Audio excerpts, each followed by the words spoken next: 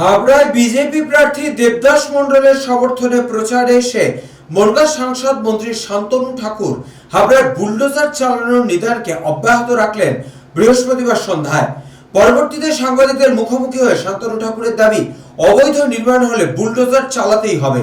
Uttar Pradesh model হবে বাংলাতে, চুরি করলে ইডি ডাকবেই, জ্যোতিপ্রিয়র উদ্দেশ্যে মন্তব্য। হাবড়ায় বিজেপির জয় নিশ্চিত, বাংলায় 180 আসনে জিতে ভারতীয় জনতা পার্টি সরকার গড়বে, শুধু সময়ের অপেক্ষা। অন্যদিকে প্রার্থী দেবদাস মণ্ডলের দাবি, 50,000 ভোটে জ্যোতিপ্রিয় মল্লিককে হারাতে চলেছেন তিনি। এলাকায় অবৈধ নির্মাণ হলে তা ভাঙতে বুলডোজার যে আনতেই হয় সে কথাই বলা হয়েছে। যে জঙ্গল তৈরি হয়েছে তা সাফ করতে বুলডোজার চালাতেই হবে। আগের বুলডোজার চালানোর মন্তব্য তিনি অব্যাহত রাখলেন এদিনও। বিজেপি নেতৃত্বের দাবি, রাজ্যে ক্ষমতায় আসা সময়ের অপেক্ষা, 4 মে ইভিএম খুললেই বিজেপির জয়। শান্তনু বিশেষের রিপোর্ট, চ্যানেল 24/7।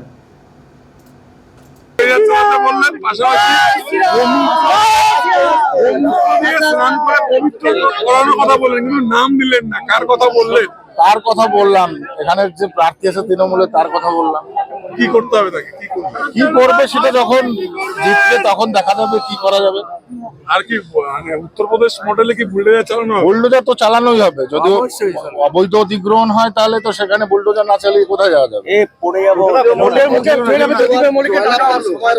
হ্যাঁ, টাকা তো হবেই। যারা চুরি করে, বক্তব্য রাখার সময় আপনাকে একটি নির্দেশ দিয়ে গেল আপনাকে বুলডোজার চালাতে। কি দেখুন, আমি আগেও বলেছি, আপনার যদি অবৈধ কোনো নির্মাণ থাকে তাহলে সেটা কি দিয়ে ভাঙেন? আপনি মিস্ত্রি দিয়ে ভাঙেন না বুলডোজার দিয়ে? বুলডোজার দিয়ে।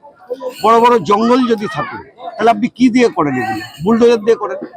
উনি বলেছেন জঙ্গল পরিষ্কার করতে। যারা দুর্নীতি করছে, যারা মাফিয়া রাজ চালাচ্ছে, যারা অবৈধ নির্মাণ করছে, অবৈধ পুকুর দখল করে রয়েছে, তার উপরে বুলডোজার চলবে, এটা স্বাভাবিক ব্যাপার।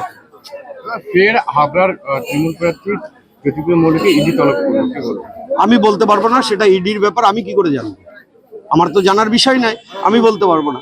তা পাপ যে করবে ভুগতে তার হবে, এটা তো স্বাভাবিক ব্যাপার।